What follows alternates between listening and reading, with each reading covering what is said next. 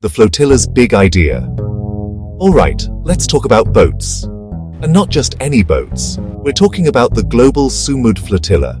Sumud, it's an Arabic word. It means steadfastness or perseverance. You know that feeling? Been trying to assemble IKEA furniture for 6 hours.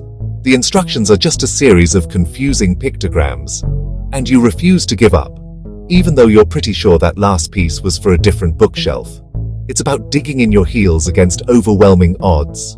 This little fleet is sailing straight for the Gaza Strip.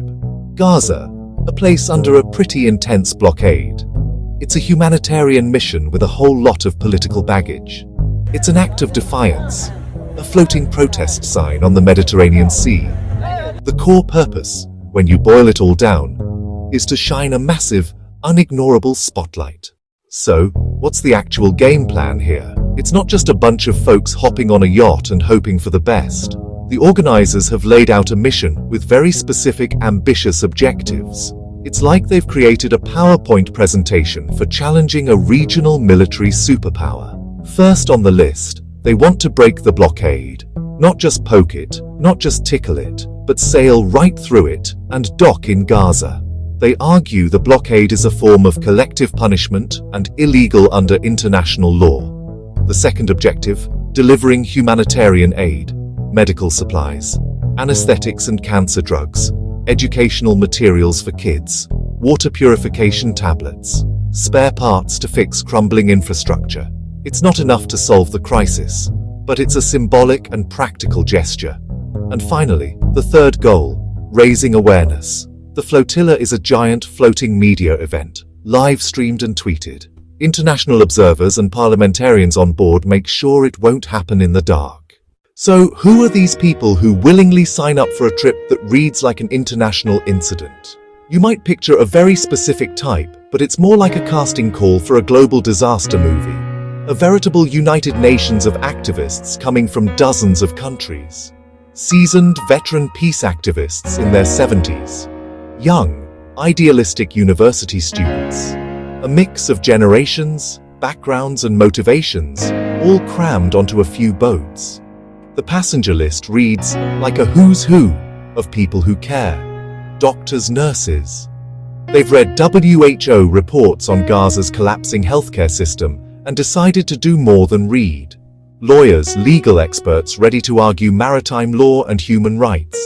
Elected officials, MPs from several European countries using political status to lend legitimacy and to act as human shields. As of today, September 30th, 2025, the journey of the Global Sumud Flotilla has been anything but a pleasure cruise. It's been a slow, grinding odyssey, filled with setbacks that would make Odysseus himself say, "You know what? I'm just gonna stay home." The flotilla includes a main cargo ship and a handful of smaller passenger vessels. They've been inching across the Mediterranean for weeks. For every mile forward, a new problem appears. It started almost immediately after leaving their final European port.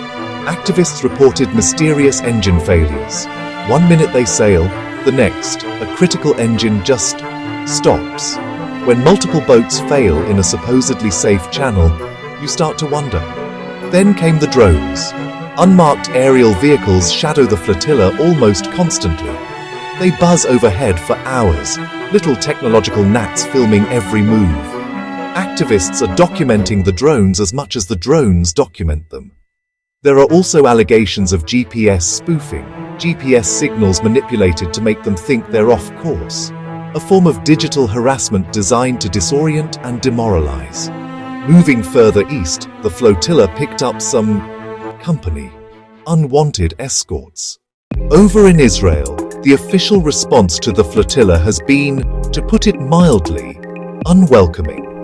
It's a position they've honed over years of dealing with these kinds of maritime protests. The government's stance is firm. The maritime blockade of Gaza is a legal and necessary security measure. They argue that it's in place to prevent Hamas from importing weapons and materials. From their perspective, this isn't a humanitarian mission, it's a political provocation. They see the activists, however well-intentioned some might be, as pawns in a larger game. The Israeli military, the IDF, has been very public about its preparations. They've released statements and videos showing their naval commandos training for interception. This involves practicing how to board ships, take control of the bridge, and divert them to an Israeli port, like Ashdod. The messaging is very deliberate. We are prepared. Don't test us. They emphasize that any aid on the ships that passes a security inspection will be transferred to Gaza through the existing land crossings. This is their standard offer, one the flotilla organizers always reject, because, as they say, their mission isn't just to deliver aid, but to break the siege itself. Beyond the military posturing, there's a significant diplomatic and public relations effort underway. They are actively trying to win the battle of public opinion before the boats even get close. The final leg of the flotilla's journey is essentially a maritime gauntlet, a high-stakes obstacle course with a dizzying number of ways things could go wrong. The challenges they face are not just from one direction. They are technical, legal, internal, and, most obviously, external. These are old boats. They weren't designed for this. An engine could fail for real this time. A steering system could break, or a storm could roll in. Just staying afloat and on course in the open sea is a challenge in itself. They are hundreds of miles from a friendly port, and if something goes seriously wrong, they are on their own. The sea itself is a formidable and entirely neutral adversary in this whole drama. The moment the Israeli Navy decides to intercept them, a whole new set of problems begins.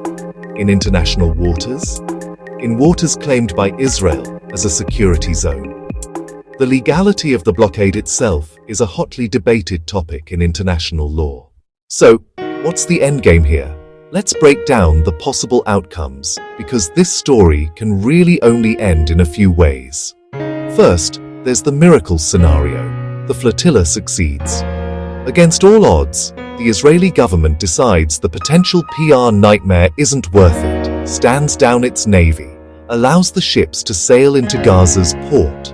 This would be a monumental victory for the activists. It would break the naval blockade, at least for a day, and set a powerful precedent, and be a huge morale boost for Palestinians in Gaza. Realistically, this is the least likely outcome. The second, most probable outcome is the flotilla is blocked. The Israeli Navy intercepts the ships in international waters, boards them, and diverts them to Ashdod. Activists are arrested, held for days, and deported.